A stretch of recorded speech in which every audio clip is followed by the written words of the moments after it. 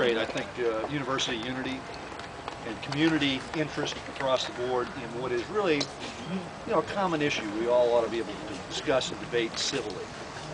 And the fact that everybody wanted to get together, just to demonstrate that community support means an awful lot. So I want to thank you, Collins, and for all the student leadership really engaging in a responsible debate.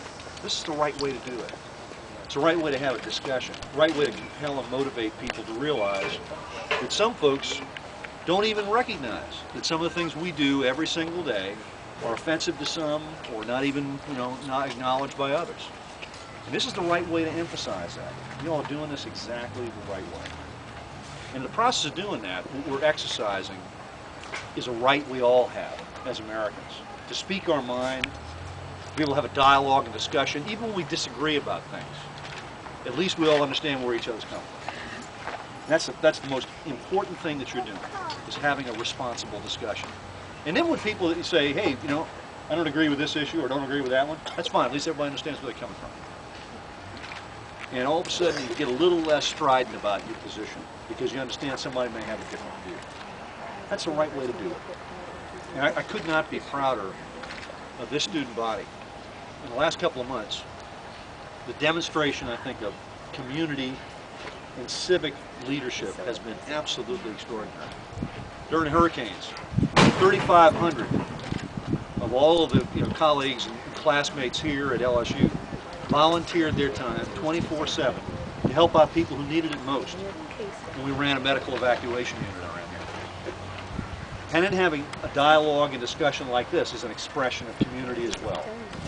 These are the right ways to do this. And the right way is to see the kind of civic support that's necessary, because we stepped up and all put our time and effort into helping others when they needed it most. We saw 30,000 people here from the New Orleans area, principally, come through our campus. And I haven't run into anybody yet who then stood back and said, this is the most impressive group of students ever assembled. Because every day when something was going on, anything else needed to be done, somebody needed to be, to help out somewhere, all of you were there. And everybody noticed that in ways that were large, small, significant, everything.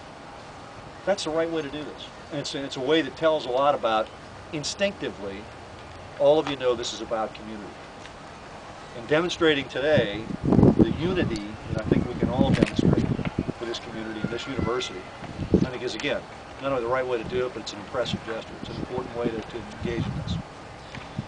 In the days ahead, we're going to have, again, even more discussion and dialogue on how to work this. We're trying to put together a forum here on Wednesday. Location to be determined, we're still trying to figure out how to do this.